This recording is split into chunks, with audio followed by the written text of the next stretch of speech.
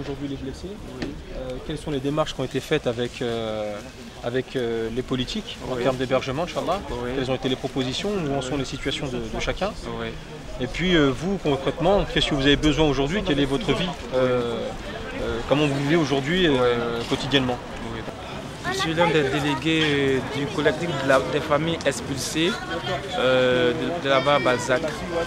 Bon, effectivement, on a été expulsés de là-bas le 8 juillet. On a été expulsés le 8 juillet et tout de suite on a campé devant là-bas jusqu'au 21 et le 21 on a été violemment, n'est-ce pas, violemment chassés de la place. Des femmes enceintes qui ont été traînées, des femmes qui ont été traînées avec leur bébé dans le dos. Là, je crois que l'Internet le prouve déjà.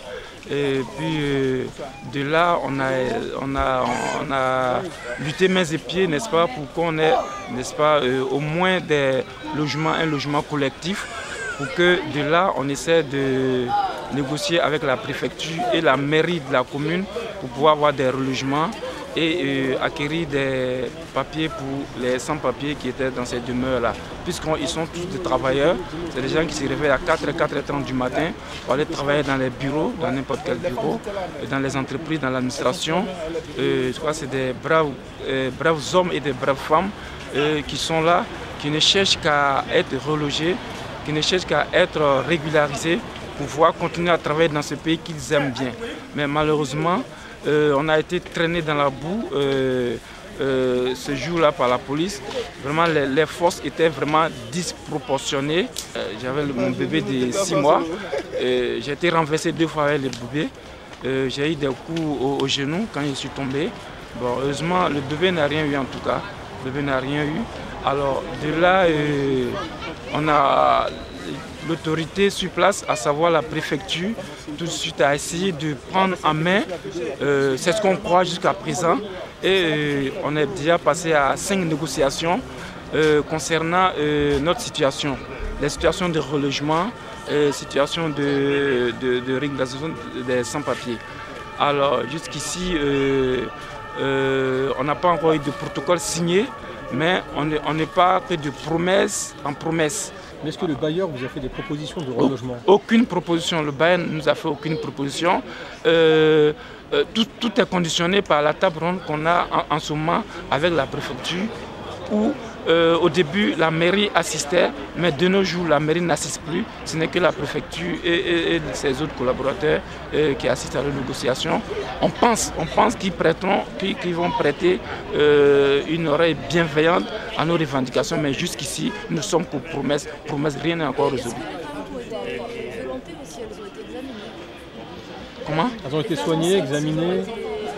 Oui, les femmes qui ont été violentées. Il y a une même qui est à côté là, qui n'a pas d'hôtel en ce moment et qui ne sait pas où dormir. Elle m'a approché ce soir pour me dire ça. J'ai dit, mais tiens, comment ça se fait que tu n'as pas d'hôtel? Alors, elle a dit qu'elle n'a pas été prise en compte. Elle a des enfants? Oui, elle a des enfants. Voilà, c'est celle qui a été traînée avec l'enfant dans le dos.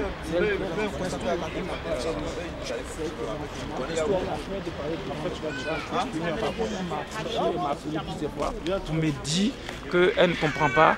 Elle qui a subi cette violence-là, elle est mise carrément hors. On ne sait pas pourquoi, on ne sait pas si c'est une affaire politique, on ne sait pas pourquoi, mais pendant que d'autres qui n'ont pas subi la même violence qu'elle sont dans les hôtels, évidemment c'est le même groupe, mais elle ne comprend pas pourquoi elle n'est pas logée comme, elle n'est pas dans un hôtel en attendant comme les autres. Est-ce que des plaintes ont été déposées?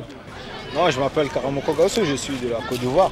J'étais expulsé aussi le 8 avec les gens. Et là on nous a mis à l'hôtel à Clichy-sous-Bois. Et vraiment nos besoins c'est pour aider les femmes avec les enfants et tout ce qui est nécessaire pour les enfants parce que vraiment les enfants ils souffrent. Parce que les mamans elles achètent les manger. Il n'y a pas de frigo, il n'y a pas de coin pour préparer. Donc si on achète les manger aujourd'hui, les enfants sont obligés de manger ça aujourd'hui. Sinon pour le lendemain avec la chaleur. tous ces périmés, ça se gâte. Donc ils sont obligés, ils sont fatigués parce que chaque jour ils sont obligés de dépenser, d'acheter. En plus quand on était expulsés, ils ont laissé les habits, les vêtements, tout chez moi. Aujourd'hui, dimanche 8 août, on est réunis donc, au nom d'Allah Azzawajal, sous différentes associations, parmi lesquelles donc, Un sourire, une aumône, parmi lesquelles Au cœur de la précarité, parmi lesquelles Lumière sur Lumière, pour se mobiliser au profit des personnes qui sont expulsées et qui sont dans cet endroit à la Courneuve, donc au pied de la tour. Et donc l'action aujourd'hui, c'était une action humanitaire. On l'a donné de l'alimentaire et on a voulu prendre la température pour savoir comment est-ce que ça se passait, comment est-ce que les gens vivaient ici et donc au niveau de leurs conditions, donc ça va vous dire. Donc assalamu alaikum mes frères et sœurs. Donc voilà, donc on est diverses associations, on est venu la semaine dernière voir sur place par rapport à la vidéo qui tournait sur internet, sur divers supports. Donc on est venu voir sur place les responsables et venir constater les dégâts et quelle aide on pouvait apporter, parce que dès qu'on a vu nos frères dehors, on s'est dit quelle aide on pouvait leur apporter. Donc on est venu sur place et directement on a très bien été accueillis par les personnes. C'est des personnes très très chaleureuses qui sont très très accueillantes. Donc voilà, on est venu les voir. Et l'aide qu'ils ont demandé en premier, c'était un soutien moral.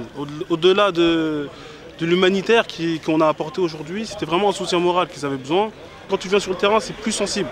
Tu vois les petits qui sont vraiment... tu vois, eux, ils sont inconscients. On sait que les petits, nous-mêmes, quand on le voit, on sait qu'ils ont besoin des choses, mais eux-mêmes, ils sont inconscients. Et il y a beaucoup de petits qui sont dans le besoin. Donc voilà, donc nous, on a encore des moyens modestes. On essaye de s'unir avec toutes les associations. Mais avant tout, d'être association, on est tous des frères. C'est ça qu'il faut se dire.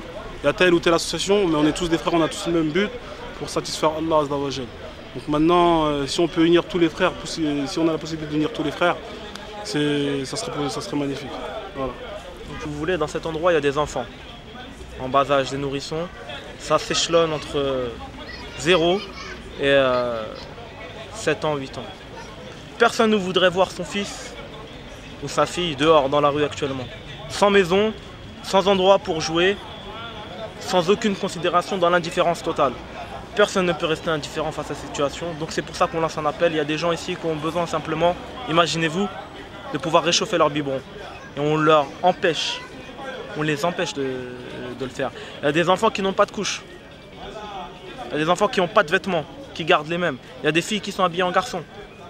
Comment est-ce qu'on peut rester insensible face à ça? Et aujourd'hui, ce qui nous a marqué, c'est vraiment cette présence des enfants qui est, comme le disait Moussa, dans ce monde complètement ailleurs. Qui ne savent pas l'enjeu de ce qui se passe ici et qui sont au cœur d'un scandale vraiment dramatique en France. C'est pour ça qu'on lance un appel. Ce qu'il faut savoir aussi, c'est que bientôt, Inch'Allah, il y a le mois du Ramadan qui va venir. Et notamment, ça va être vraiment difficile par rapport aux enfants. Parce que qui dit Ramadan qui vient, c'est qu'il faudra plus de nourriture, plus de moyens, plus de couches.